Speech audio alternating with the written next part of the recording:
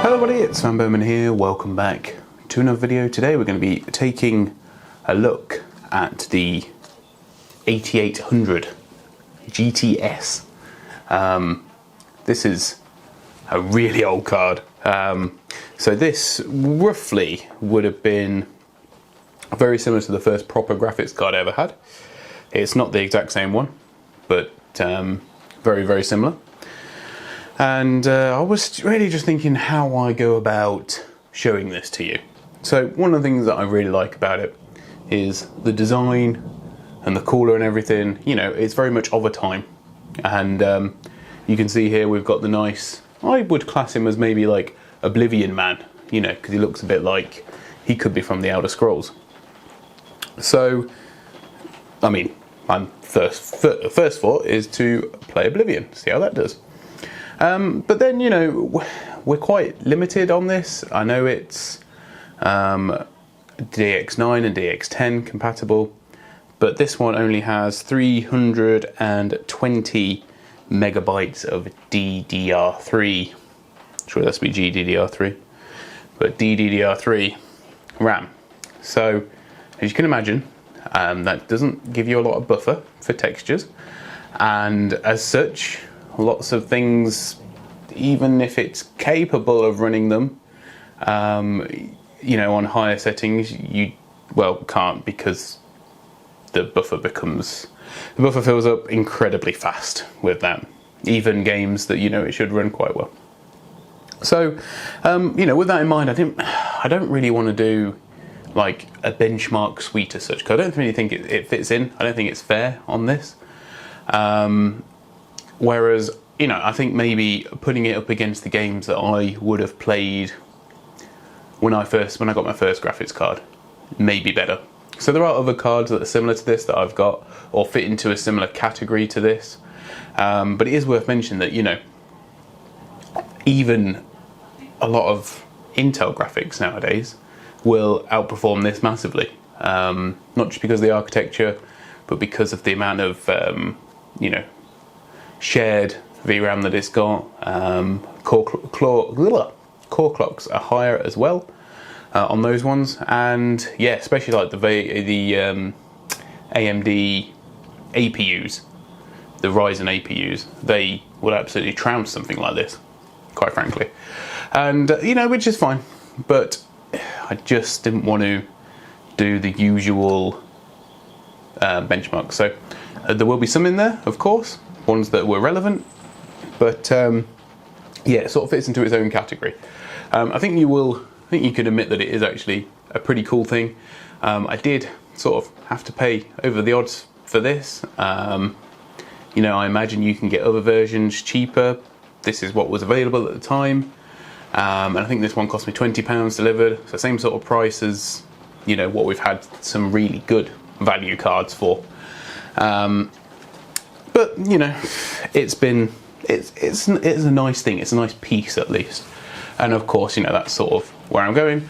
As an aside, I have also bought myself a mouse keyboard, trackpad keyboard combo for the test bench as well. So, because before I'm trying to use 3 devices with 1 keyboard and mouse.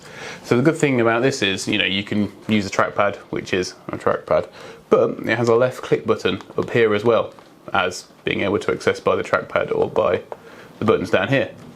And it's got a couple of multimedia keys as well, so it's quite nice. And it was about 4 to 5 times cheaper than the really nice one that Corsair do.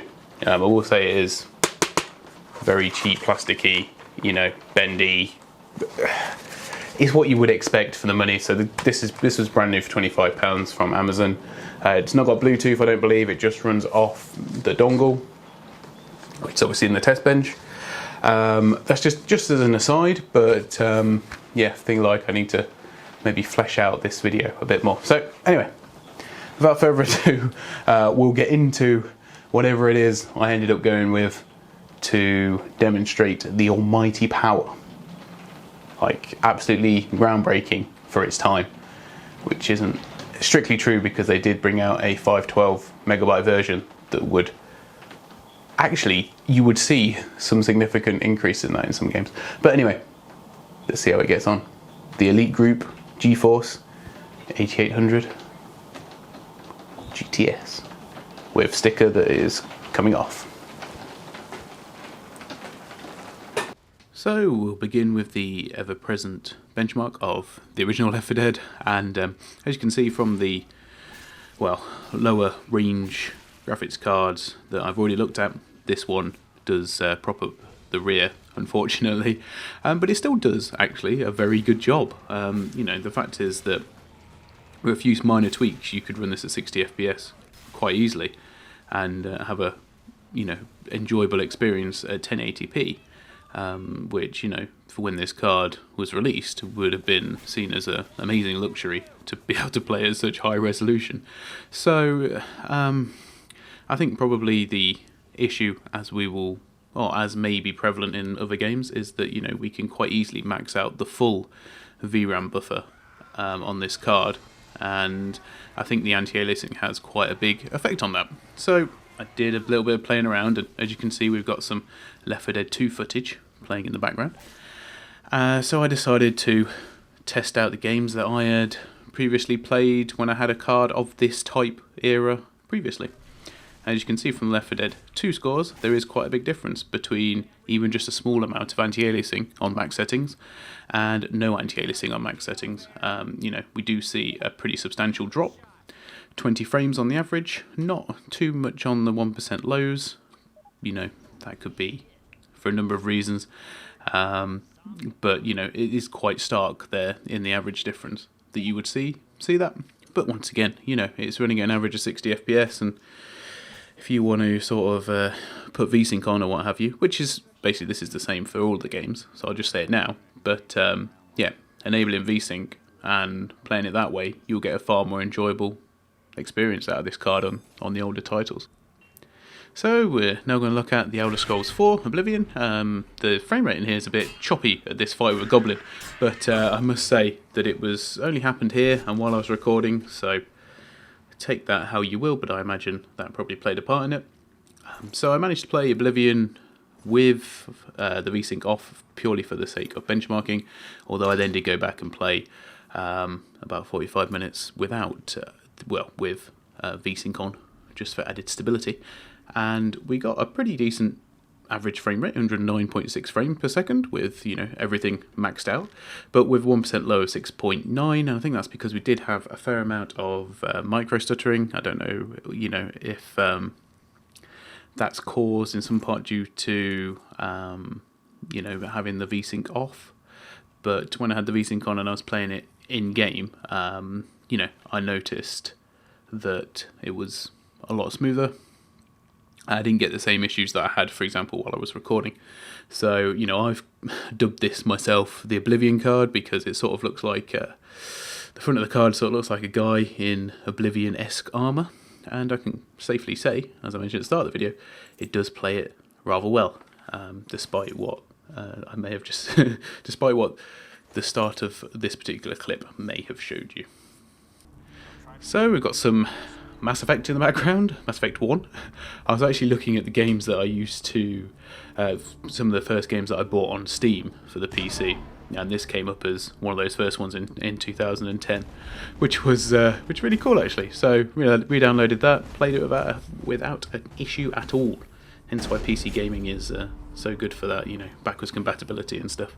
There's always a way to get stuff working if not, which is quite nice. But anyway, so I took the average and 1% low for Mass Effect with everything turned up, and I also did the same amount in Blade Warband without anti-aliasing, and the same thing with the Shogun 2 DX9 benchmark effectively, and they all scored well enough to be able to play. Shogun 2 was playable on medium with DirectX 9, so you lose a lot of the nicer creature comforts, if you will, and Mount & Blade was fine, although I think if I was going to play it I would probably put it down to medium, but even on high, as soon as everything had loaded in and I was actually in combat proper with less people on screen, it wasn't anywhere near as bad. So, you know, I think we can safely say it managed to play these games adequately enough. And now I'm just stalling so we can get this particular scene. Ouch. So adding some phone video in here now. As we can see, just for reference if you are interested.